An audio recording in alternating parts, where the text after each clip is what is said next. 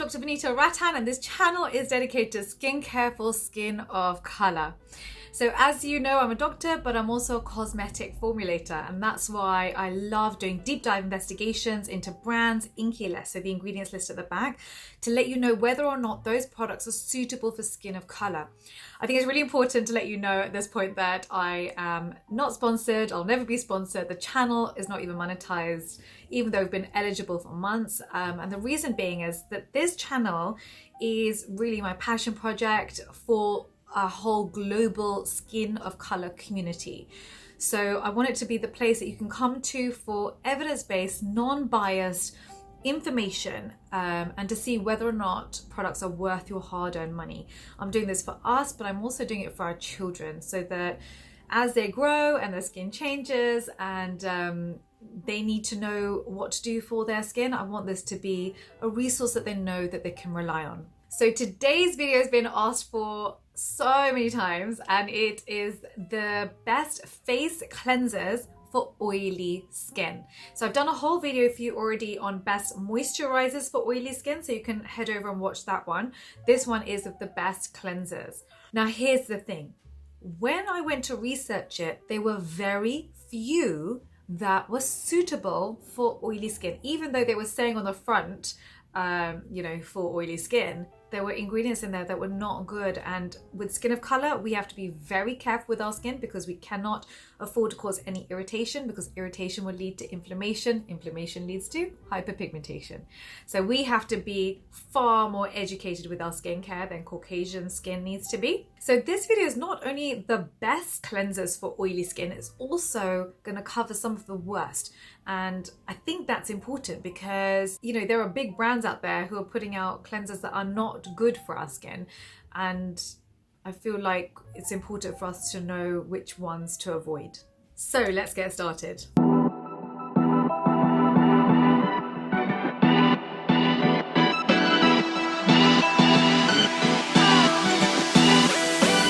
I spent hours researching this video, and honestly, it was just like product after product that had ingredients in there that I wasn't happy with.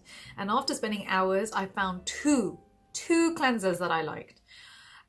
So let's start off with those so you know which ones to purchase. So the first one that I loved was Pore Normalizing Cleanser from Paula's Choice. Now, Paula's Choice, just generally, I love the brand. Majority of the products are great for skin of color. And I know a lot of you asked me to do videos on Paula's Choice. The problem is, have you seen Paula's Choice range? I mean, how would I make a video on that? It feels like there's hundreds of products.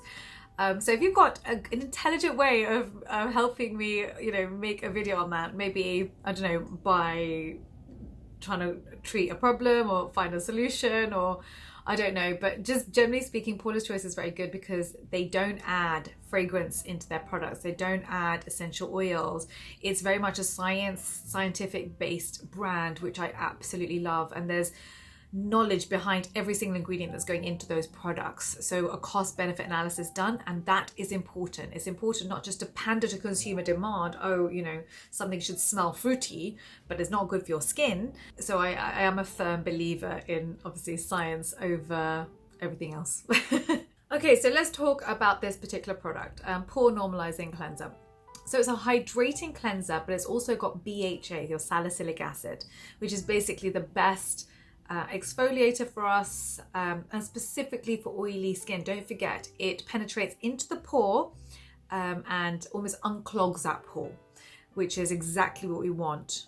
So they didn't fall into the classic traps, which you will find. So there's no AHAs in this particular product. There's no witch hazel. There's no denatured alcohol. There's no fragrance. There's no essential oils. So, it's excellent. In addition, the surfactants that they've used are quite gentle. So here they've got sodium lauryl sarcosinate and they've got sodium laureth sulfate. Don't forget, not sodium lauryl sulfate, sodium laureth sulfate, which is gentle for our skin. It's also quite a hydrating product. So it's got moisturizers such as arginine, butylene glycol, and glycerin in it as well, which is excellent. So it's a very simple formula.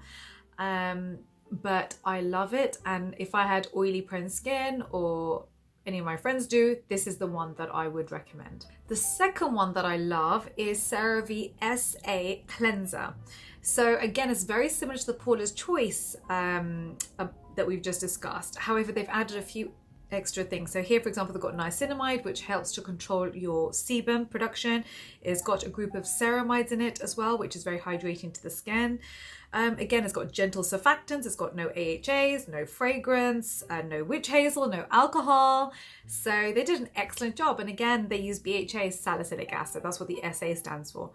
I love this cleanser. And again, I would recommend this one to everyone with skin of color.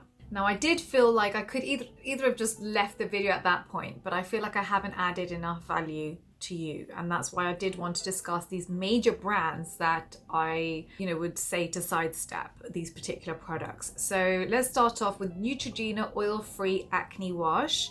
I just assumed that this would be a good product for oily, acne-prone skin.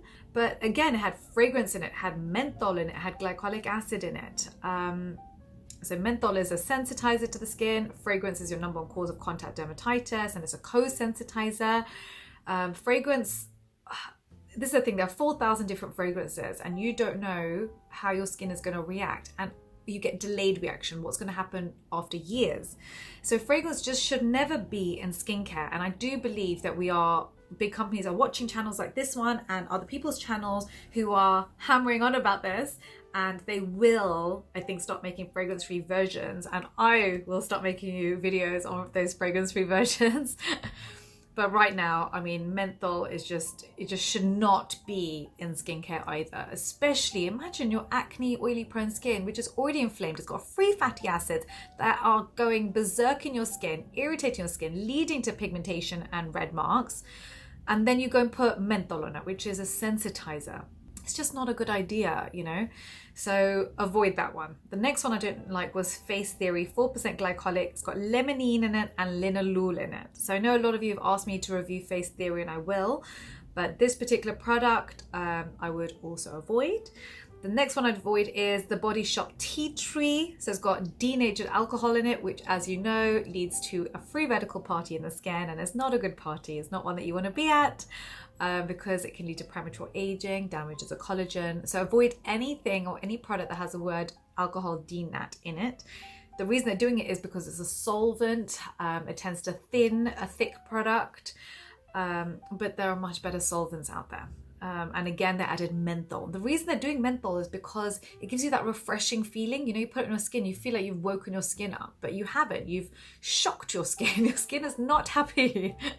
So please just avoid menthol in your skincare. The next one was Cetaphil Oily Skin Wash. And again, I was shocked. I was like, Cetaphil? Like, isn't that meant to be one that is just easy for everyone to buy and everyone knows is good for your skin?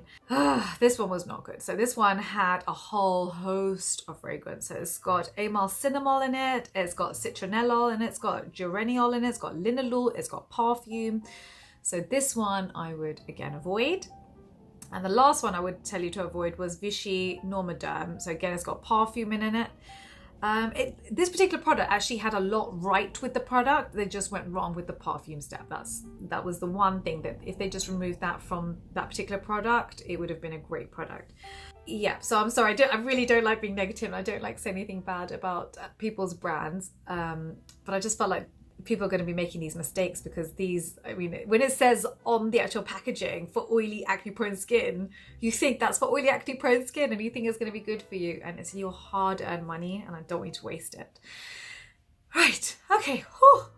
Don't forget to follow me on Instagram at the Hyperpigmentation Clinic. Every week I release our Dr. V schedule for YouTube, so you know in advance what to expect that week. Please do download your free guide. The link is in the description box below. It goes through all the ingredients that are best for our skin and what we should be avoiding. Can you write down below also what other videos you want me to make for you? Because I just keep adding them to my list, and then it's just easy for me when I go to my research mode because you've given me a list of homework. Thank you very much for listening.